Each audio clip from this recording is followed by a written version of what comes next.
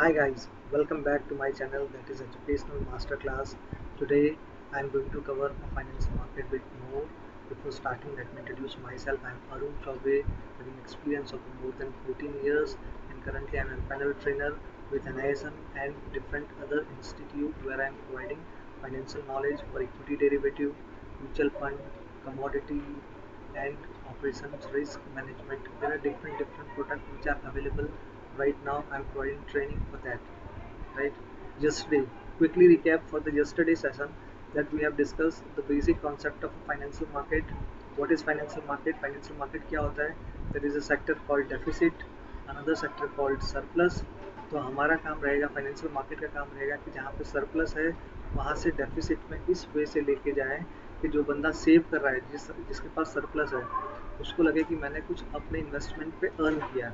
और जहाँ डेफिसिट है, मीन्स जो बंदा बोरो कर रहा है, उसको ऐसा लगना चाहिए कि मुझको बहुत ही अच्छे रेट पे फंड मिला है। तो क्या होगा, पूरी इकोनॉमी प्रॉपरली वर्क करेगी।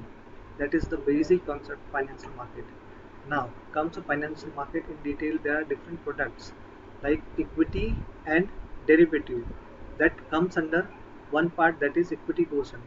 The second part is debt market. The debt market is altogether a different product, right? So today we are going to cover the equity market.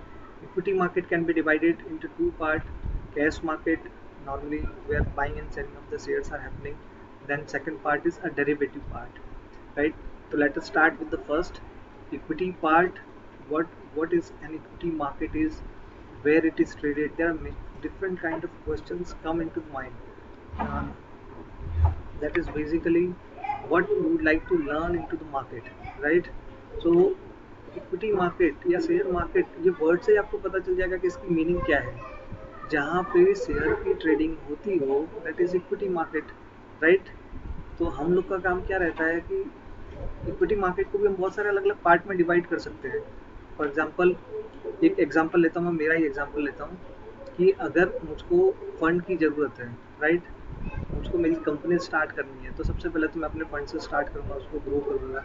अगर बहुत अच्छा आइडिया है, वो चल रही है, फिर क्या होगा, उसको एक्सपांसन की ज़रूरत पड़ेगी। जब एक्सपांसन के लिए फंड चाहिए होगा, तो या तो मैं उसको बोरो कर सकता हूँ जो डेट मार्केट में आएगा, और या तो मैं क्या कर सकता हूँ, किसी और को अपने कंपनी में हिस्सा दे सकता हूँ, प्रॉफिट में शेयरिंग दे सकता हूँ, और सामने मुझको फंड मिलेगा।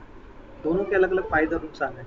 तो हम लोग अभी इक्विटी मार्केट की बात कर रहे हैं। तो मान लो एक अरुण कॉर्पोरेशन करके कंपनी है, और मुझको फंड की रिक्वायरमेंट है, इक्विटी मार्केट में मैं जा रहा हूँ, तो मेरे पास कौन से रास्ते होंगे? तो सबसे ईजिएस्ट रास्ता कौन सा होगा कि मैं प्राइवेट प्लेसमेंट यूज़ कर सकता हूँ। प्राइवेट प्लेसमेंट क्या रहेगा कि प्रेफरेंशियल अलॉटमेंट जो बोलते हैं, हम कुछ सिलेक्टिव पीपल्स को हम लोग अपॉर्चुनिटी देते हैं कि वो हमारी कंपनी में इन्वेस्ट कर सकें। उसका बेनिफिट क्या है कि मुझको बहुत ही कम लोग को प्रेजेंटेशन अपना देना पड़ेगा, अपनी कंपनी के बारे में, अपने प्रोडक्ट के बारे में बताना पड़ेगा। अगर मैंने उनको कन्विंस कर लिया तो मुझको फंड मिलेगा, और मैं अपनी कंपनी स्टार्ट कर सकता हूँ, एक्सपांसन कर सकता हूँ। और मुझको रिक्वायरमेंट है और ज़्यादा फंड की, तो मुझको पब्लिक के पास जाना पड़ेगा।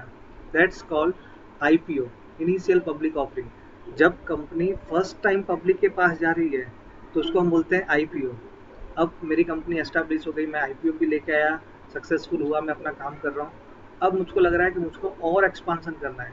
फॉर एग्जांपल, मैं अभी गुजरात में, अहमदाबाद में काम कर रहा हूँ, मुझको एक्सपांड करना है, पूरे इंडिया में काम करना है, या तो मैं पूरे इंडिया में काम कर रहा हूँ और मुझको वर्ल्ड लेवल पे काम करना है, स्टार्ट करना है, तो मुझको और फंड की रिक्वायरमेंट होगी। ऑलरेडी मेरा आईपीओ है, और मैं फिर से पब्लिक से अगर पैसा ले रहा हूँ, दैट इज कॉल्ड एफपीओ। ये सब कुछ मैं एकदम बेसिक लैंग्वेज में सिखाने का ट्राई कर रहा हूँ कि general public can understand, layman language जो हम बोल सकते हैं ना, उसमें सिखाने का ट्राई कर रहा हूँ। तो ये पार्ट हो गया आपका इक्विटी का, very basic, very simple. Then comes second portion of that is called a secondary market.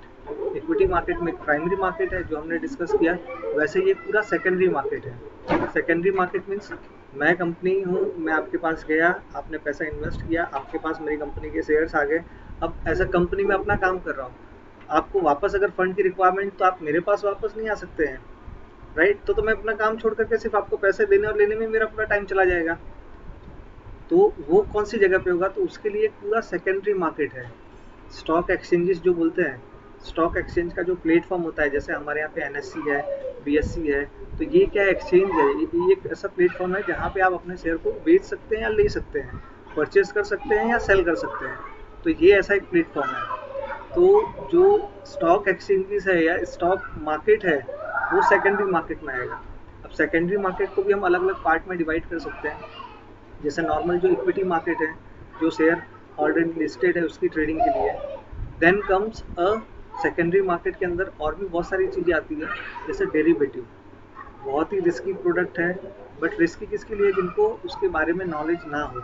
ये दो धारी तलवार जैसा है, अगर आप इसको सही से यूज़ करोगे तो वो आपको प्रोटेक्ट करेगा, बट अगर आपने इसको सही से यूज़ नहीं किया तो ये आपका खुद का गला भी काट सकता है। तो कभी भी अगर डेरिवेटिव में स्टार्ट कर रहे काम तो उसके बारे में आपको डिटेल नॉलेज होना ज़रूरी है। तो ये हम लोग का कल का पॉइंट रहेगा। मैं पूरा का पूरा फोकस करूँगा डेरिवेटिव पे, स्पेसिफिक मेरा फोकस रहेगा डेरिवेटिव के अंदर कॉल और पुट में, राइट। फ्यूचर्स मैक्सिमम लोगों को आता है, बट कॉल एंड पुट के अंदर बहुत सारी कन्फ्यूज़न होती है, उसके वोकेबलरी में, उसके वर्ड्स में, कॉन्सेप्ट्स में। तो मैं ट्राई करूँगा कि उसको कवर कर सकूँ ये सेशन के थ्रू कल के दिन में, राइट। और अब लास्ट में एक क्वेश्चन आप लोगों के लिए, कि मैं किसी भी कंपनी की जो बाइंग सेलिंग करता हूँ, फॉर एग्जांपल ओएनजीसी है, रिलायंस है, ये जो मैं बाय सेल करता हूँ, ये प्राइमरी मार्केट में आएगा या सेकेंडरी मार्केट में? अगर आपको पता है तो कमेंट बॉक्स में ज़रूर इसका आंसर लिखें, और मैं सारे रिप्लाई पढ़ता हूँ और जवाब भी देता हूँ, right. Thank you very much.